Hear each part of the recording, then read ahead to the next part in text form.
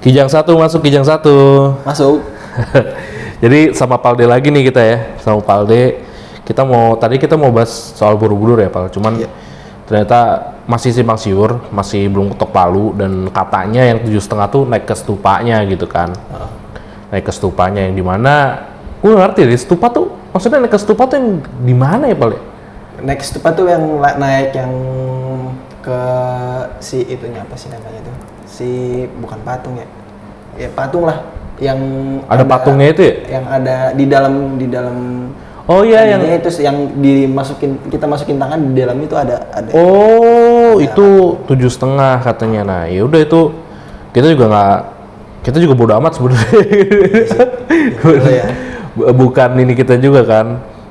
Maksudnya itu sejarah, tapi kan kita sebagai umat muslim di sini kan kayak apa ya? Kayak bukan hal yang penting buat kita, maksudnya kita nggak kesana pun bukan jadi masalah juga kan. Ya gitu. Cukup tahu aja nggak cukup tahu, tapi mungkin ada beberapa golongan yang lain mungkin itu menjadi masalah sih gitu, tapi bagi kita nggak gitu.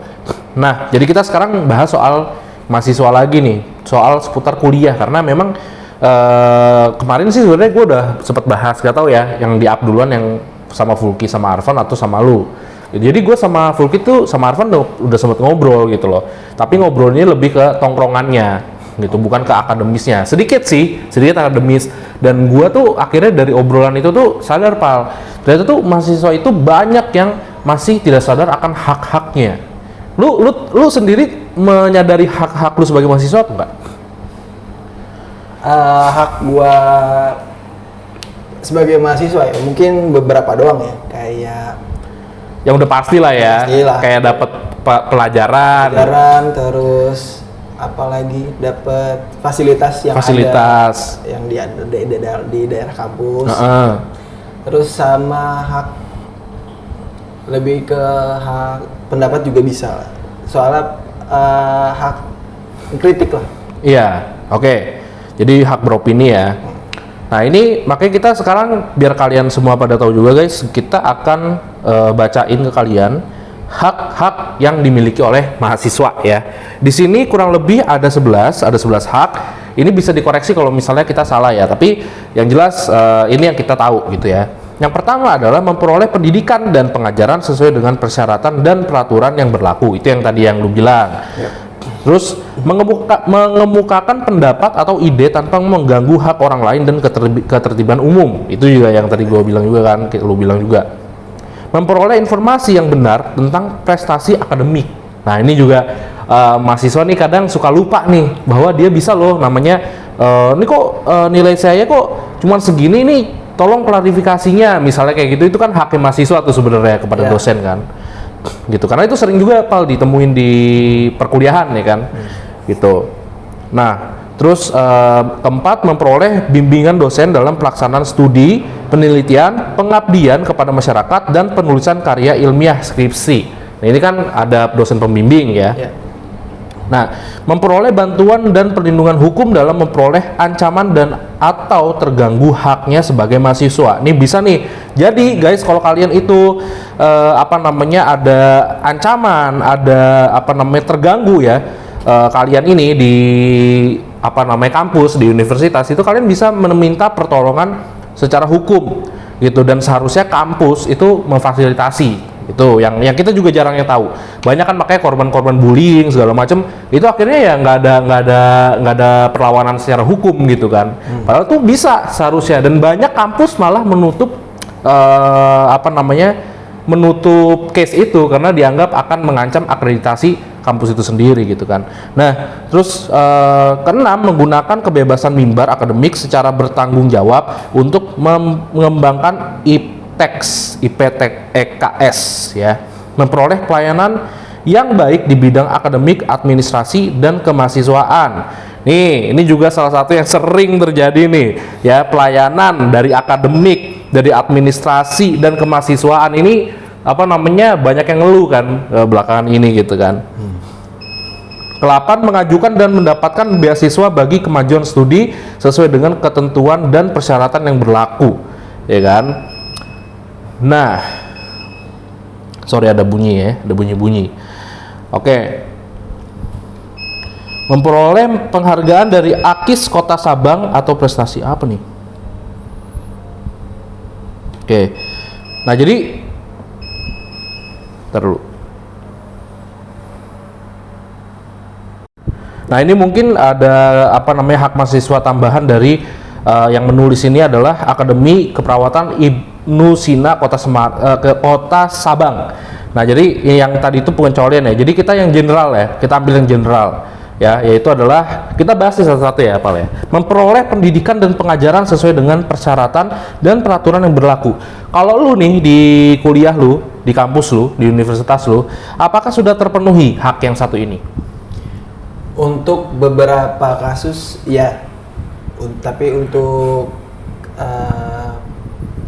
beberapa dosen itu, apalagi sekarang kan gue masih ngalamin Online learning ya. Online learning.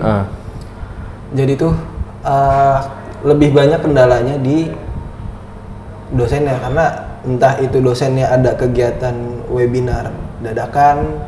Oh, jadi nggak kelas gitu? Nggak ada kelas, dan lebih banyak di jam pengganti, dan di jam penggantinya pun bentrok sama mata kuliah yang lain. Jadi di salah satu sisi ada mata kuliah yang harus diikutin, di satu sisi lain ada mata kuliah susulan yang juga harus mau nggak mau harus diikutin, karena kalau misalnya nggak ikut bakal ketinggalan gitu kan. Dan bisa fail juga kan kalau absen terus kan? Kebetulan kalau kampus gua itu kalau misalnya video gitu, kayak pertemuan video gitu, itu nggak masuk absen. Jadi gitu. Jadi kampus gua dibikin udah hadir semua gitu?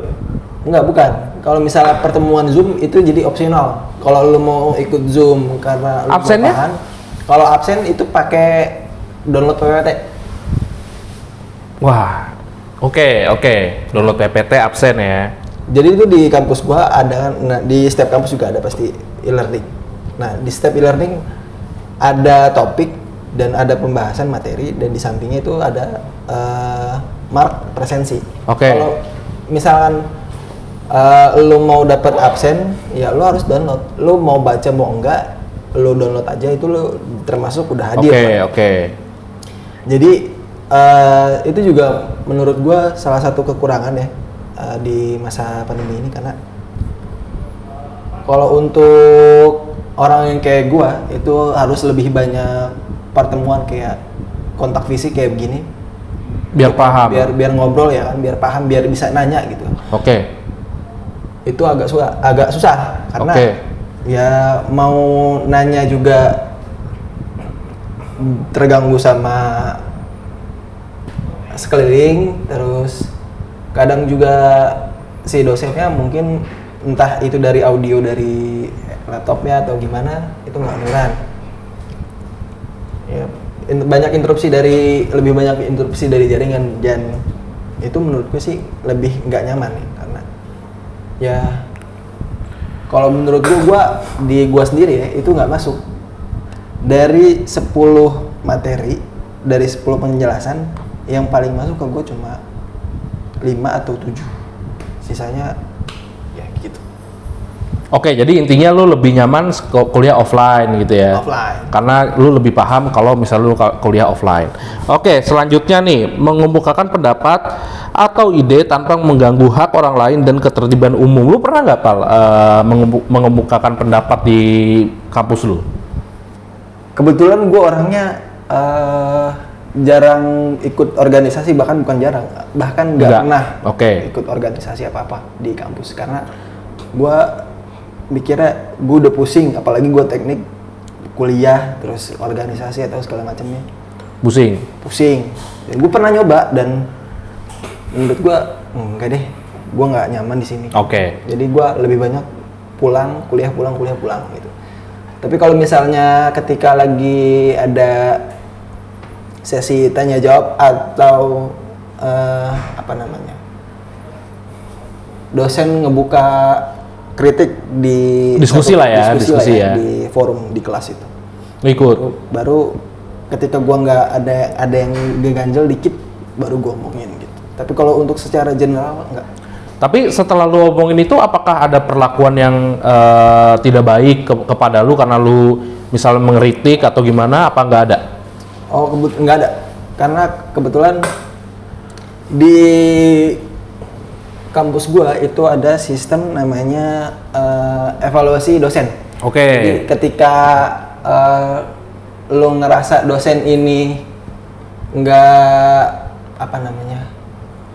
masuk lah kalau itu, lu bisa ngasih penilaian, entah itu dari survei dia minusnya di mana gitu kan. Jadi difasilitasi malah ya? Difasilitasi malah. Dan ketika banyak yang kan skornya dari 1 sampai 4, kalau 1 itu nggak setuju, paling nggak setuju. Kalau 4 setuju. Oke. Jadi itu ada satu kasus, ini di angkatan bawah gue ya, itu mahasiswanya di fakultas gue hampir 80% nggak lulus. Buset, bisa 80%. Gitu? Yang salah dosennya itu? Nggak tahu, gue juga pas lagi evaluasi, jebret, kok bisa nih 80% nggak lulus. Ternyata itu dosen masih nerapin, kebetulan dosen gue PhD dari suatu kampus di luar negeri, gue juga lupa. Orang tua lah ya? Yeah. Dia nerapin itu ke mata kuliah dia, itu banyak yang lumayan kaget itu kan. Entah itu karena kaget karena disiplinnya atau segala macamnya, gue gak tahu. Dan itu ngasih rating buruk, bukan buruk sih sebenarnya, kurang baik. Nah, abis itu baru tuh dari situ sama rektorat dievaluasi. Ini kenapa kok bisa begini nih? Angkatan sekian 80% udah nggak lulus. Pertama, nanti kok hasilnya bakalan ketahuan di semester berikutnya. Entah itu dari metode pembelajarannya dirubah atau dosen itu diganti ke mata kuliah lain. Misalnya dosen A ngajar mata kuliah A, nanti di semester depan dosen A bisa ngajar mata kuliah C atau mata kuliah B gitu. Kayak gitu. Di rolling lah ya. Di rolling. Oke. Jadi ini kampus lu akreditasinya apa? Kalau kebetulan di kampus gua, kampus kiblatnya kedokteran ya, Yarsi kan. Itu untuk kedokterannya itu A. Untuk fakultas tekniknya itu kebetulan tahun berapa ya? Tahun kemarin apa? Udah masuk A juga sih. Oh, jadi waktu lu masuk itu masih merangkak ke A ya? Masih merangkak ke A. Oke. Nah, ini menjadi hal yang penting, nanti gua jelasin kenapa pentingnya. Nah, terus yang ketiga, memperoleh informasi yang benar tentang prestasi akademik. Selama ini lu merasa lu itu ada yang janggal nggak? Maksudnya dalam penilaian dan lain-lain. Apakah normal gitu? Maksudnya ya memang nilai gue segini gitu. Itu pernah gua kejadian di semester 2 apa semester 1, gue lupa. Ketika gua ngerasa kok nilai gue jelek, gua ke dosen pembimbing, dosen apa ya? Dosen wali apa? Gak tau deh. Ya kayak gitulah ya, kayak gitu lah. Gua ngomong, "Bu, kok nilai saya segini?" Oke. Terus dia bilang, "Saya nggak tahu. Coba cek aja di progres penilaian kamu." Jadi itu di situ ada nilai tugas, nilai UAS, UTS, sama nilai sikap. Dan kebetulan di kampus gua itu baru nerapin nilai sikap itu 2018. Tahun gua nggak ada nilai sikap. Poin sikap itu nggak dimasukin ke nilai. Oke. Ada tapi nggak masuk ke nilai utama gitu. Di situ dijabarin, dan ketika lu ngerasa ada yang nggak janggal, misalnya lu padahal udah ngerjain UAS atau ngerjain UTS tapi nilai lu bukan jelek ya, nilai lu kosong. Oke. Lu bisa ngajuin keberatan. Oke. Kalau bisa lu ngasih bukti, kasih bukti. Kalau misalnya nggak bisa, nanti dicek. Oke. Kalau misalnya kebukti keberatan lu itu bener, itu bakal merubah nilai gitu. Tapi kalau misalnya lu UAS nilainya 20 atau gimana, nilai lu 30 gimana? Ya itu bukan salah dosen ya, lu salah lu sendiri gitu ya. Kecuali ada kesalahan sistem. Betul. Kalau kesalahan sistem itu pasti rata semua. Oke. Yang jelek gitu. Oke, lanjut.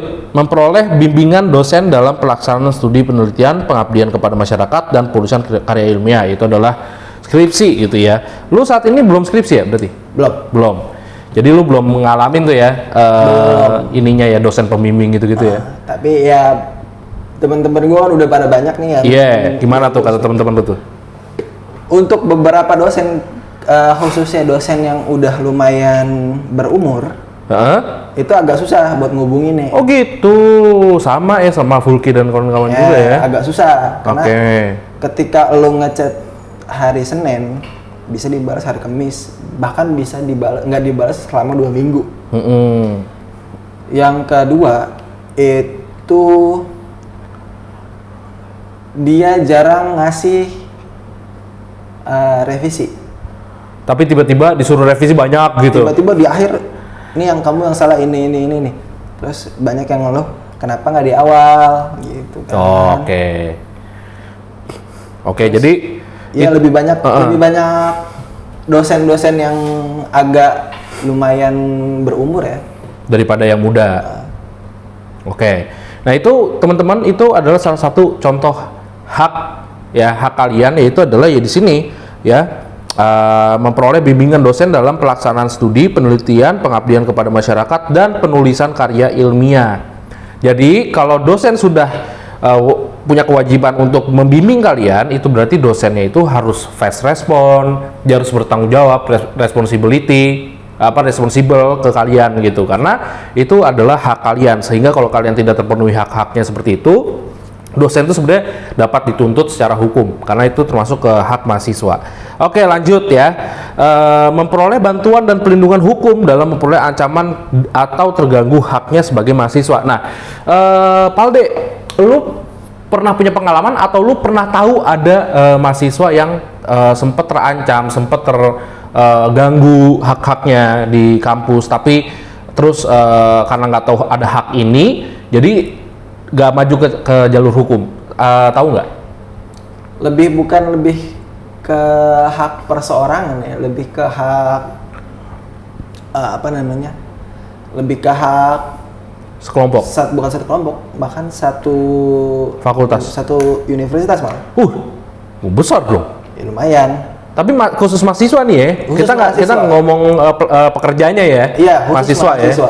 Kenapa tuh? Ketika salah satu fasilitas gini, itu namanya mahasiswa banyak.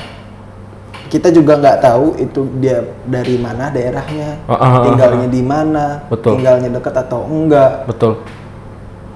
Itu awal-awal gua masuk sekitar tahun 2018 apa 2017 akhir gitu. Oke. Ketika gua masuk ke situ, itu masih belum ada parkiran, fasilitas pintu otomatis buat parkiran. Oh, yang pakai karcis gitu ya, maksud dulu ya? Ya. Ketika itu kita masih nggak keberatan, masih senang, masih. Tapi ada tarifnya dari awal itu? Dari awal udah ada tarifnya. Tapi murah lah ya? Ya, walaupun murah, tapi ya itu kan sebenarnya fasilitas yang harus disediakan sebenarnya kan. Oke. Itu kan karena itu bagian dari fasilitasnya kampus gitu kan. Tapi ketika ada tiba-tiba dibangun pintu otomatis, geraklah semua. Sebenarnya ini kan kita kuliah udah bayar, kebetulan kuliah gue swasta kan, udah bayar, ditambah beban buat parkir. Kalau misalnya kalian mikir, ya elah paling 2.000 per hari. Oke, 2.000 per hari. kalau misalnya dia masuknya dari hari Senin sampai hari Jumat, 2.000 kali 5 10.000. Oke. 10.000 satu minggu. Oke. Kali 4 40.000. Dan itu lumayan buat orang-orang ya, kalau misalnya kayak gua. Kalau gua kan kebetulan nggak ngerasain fasilitas parkir ya, karena pakai kendaraan umum. Buat yang yang ngekos itu kan berarti ngebebanin biaya hidup, iya. Yang jadi disuarain adalah ketika kenapa nggak biaya kampus nih, biaya lu bayaran nih dipotong buat jatah parkir. Jadi nggak perlu nih. Kalau kita punya kita mahasiswa nggak apa-apa, ada parkiran, ada pintu otomatis. Tapi ketika kita punya kartu akses mahasiswa itu bisa digunakan. Oke. Kecuali buat umum atau buat kebetulan di kampus gua ada rumah sakit buat umum. Oke. Gitu.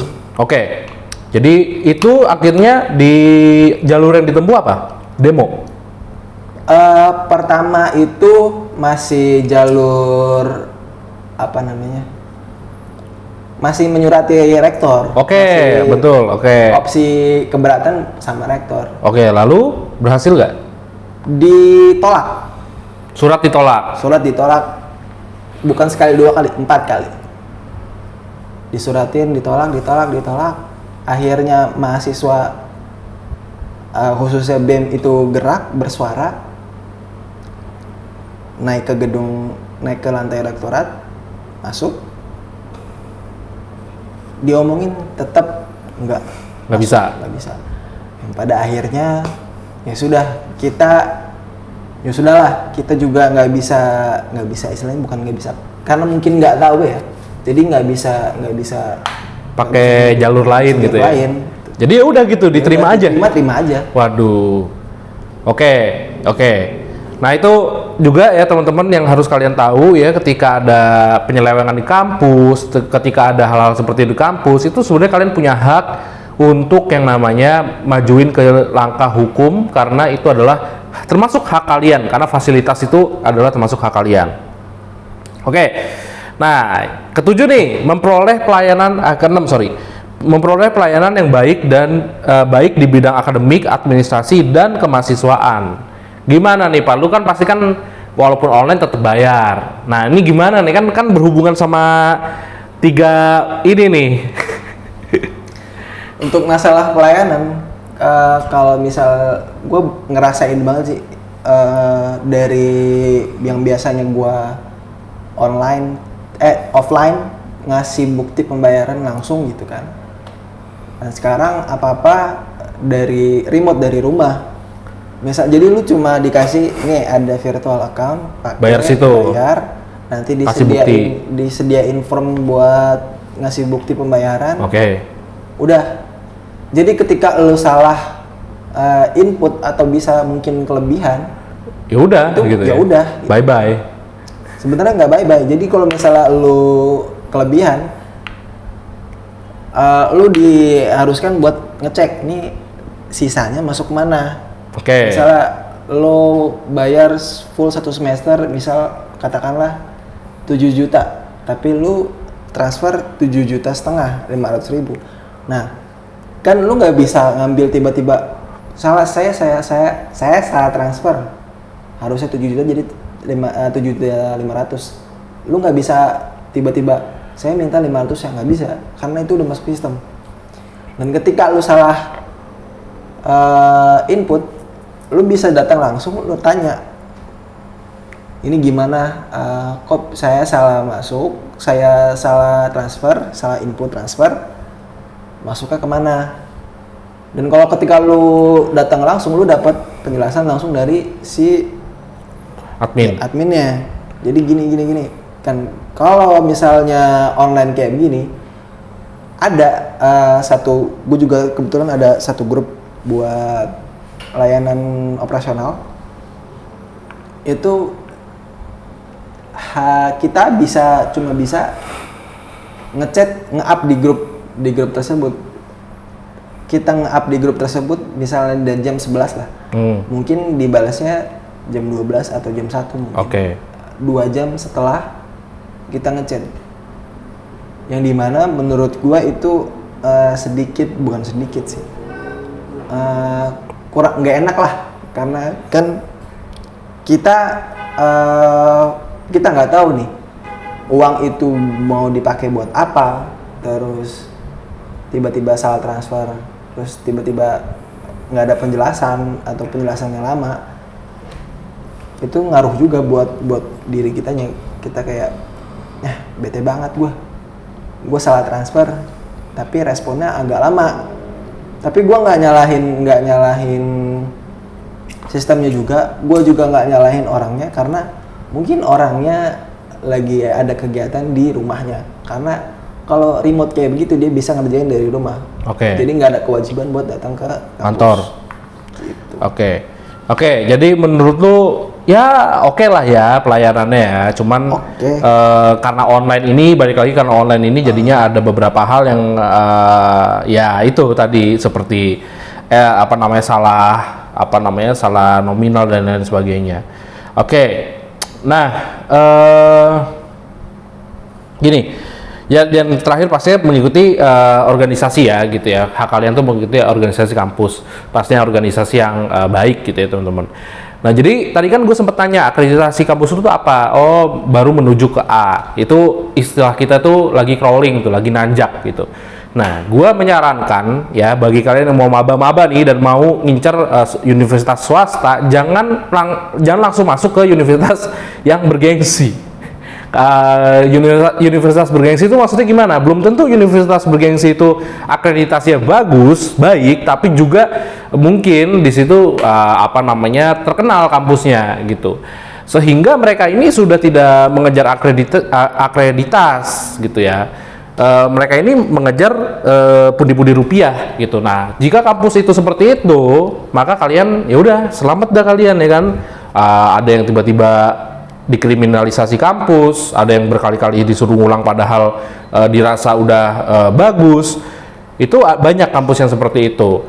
Nah, tapi kalau untuk kampus yang sedang crawling, sedang menanjak, sedang berusaha untuk dapetin akreditas A, itu kan biasanya mereka ya benar-benar memperhatikan mahasiswa-mahasiswinya, karena bagi mereka itu adalah senjata mereka untuk mereka nanjak itu tadi gitu.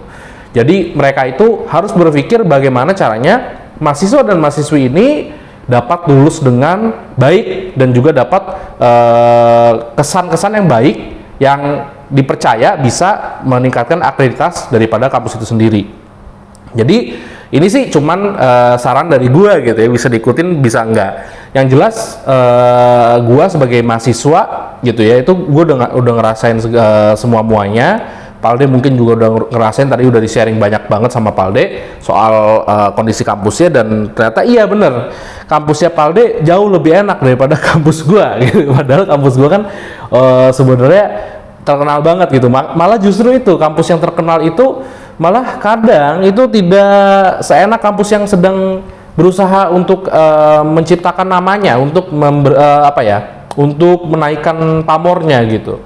Karena mereka itu menganggap ya orang akan udah tahu gitu kampus ini, dan orang kalau mereka minat ya akan masuk sini juga gitu, dan banyak yang minat gitu. Belum lagi kalau misal kampus gua kan banyak artisnya tuh ya kan. Jadi ya gitulah biasa gitu. Kalau lu bukan artis ya lu nggak bakal lama dah lu kuliah. Kalau sekarang tuh ini followers Instagram. Apanya tuh? Patokannya. Kalau followers Instagram lu gede nih, lu sebego apapun lu, contohnya itu yang si sopan tuh, si paling sopan tuh. Tahu nggak lu si paling sopan? Siapa? Ada si paling sopan yang kabur karantina. Oh, oke. Nah, itu nih gue sharing dikit ya. Dulu dia sebelum jadi selebgram, dia ngulang mulu, Bos. Dia ngulang mulu tuh bocah, karena absen terus, alfa terus. Tiba-tiba nih nggak lama gue masuk tuh kampus, itu kan dia udah jadi selebgram tuh. Lulus si bangsat. Berarti dia angkatan 16 ya? Apa? Wah, Kayaknya tuh kan kalau di kampus gue batch-batchan gitu ya. Kan gue aja 18. Berarti dia tuh kayaknya ya antara 16 sama 15. Nah sekarang logikanya begini, kalau misalnya itu orang tuh apa ya namanya ya, memang track recordnya seburuk itu nih, alpha terus segala macam, banyak yang ngulang. Mungkin nggak tuh di 2018 tiba-tiba dia lulus, 2018 atau 2019 tiba-tiba dia lulus. Kan dia kan harusnya kan mengulang lagi dong. Dan kadang-kadang nih matkul ini kan nggak ada di semester ganjil, hanya ada di semester genap. Yang satu ini hanya ada di semester ganjil kan gitu kan? Iya. Ini tuh lulus bos. Jadi pelajaran yang bisa diambil adalah ketika lu mau masuk kampus itu, diusahakan punya followers 10.000. Iya. Minimal sih. Dan gimana ya maksud gue ya? Itulah teman-teman ya, maksudnya mereka itu kampus tuh akan mencari keuntungan gitu. Kalau misalnya ya logikanya gini, kalau itu orang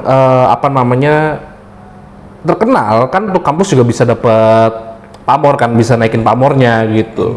Engagement gitu. Jadi kan nanti orang itu akan bersaksi kan, wah ini kampus di sini enak banget, gue dapet dosen-dosen yang friendly. Nah itulah sementara ya banyak yang lain dikriminalisasi gitu sih. Dan kalian jangan jangan takut untuk berjuang demi hak-hak kalian yang tadi juga udah beberapa yang gua sampaikan, karena itu adalah hak kalian gitu. Itu dilindungi oleh hukum ya, dilindungi oleh undang-undang gitu. Jadi semoga dari podcast ini kalian gak ada lagi tuh yang namanya dikriminalisasi kampus, tidak ada lagi yang dibungkam sama kampus, karena itu adalah hak kalian. Dan jika kampus itu tidak bisa memenuhi hak kalian, kampus itu dapat terjerat secara hukum. Jadi jangan menjadi orang yang silent gitu ya, karena memang silent tuh kadang gold gitu ya, kadang emas, tapi tidak selamanya emas. Kalau kalian terus keep silent, itu ya bisa jadi kalian malah ditindas dan ditindas lagi gitu. Jadi harus ada langkah tegas. Gue pun ke depan kalau misalnya masih merasa dipersulit, masih merasa dimain-mainkan oleh oknum-oknum di dalam kampus, gue udah otomatis akan menempuh jalur hukum untuk memperjuangkan hak gua gitu. Termasuk lu juga ya, Pal. Maksudnya lu kan sekarang ini belum skripsi nih. Nanti kalau misalnya tiba-tiba lu dibilang nggak bisa ikut skripsi gini, itu lu harus melakukan langkah tegas, karena itu adalah hak lu gitu sebagai mahasiswa. Gitu. Jadi teman-teman, itu aja untuk podcast yang satu kali ini. Kenapa gue bahas dari kemarin tentang mahasiswa, karena gue rasa banyak dari kita sebagai mahasiswa yang lupa atau luput akan hak-haknya sendiri, tapi malah fokus ke hak-hak orang lain. Karena mau gimana pun, gue selalu bilang berkali-kali, selamatkanlah diri kalian dulu sebelum kalian akan menyelamatkan orang lainnya gitu. Oke, terima kasih sudah mendengarkan sampai habis. Sampai jumpa di podcast Kijang Satu berikutnya. Kijang Satu, masuk Kijang Satu. Masuk.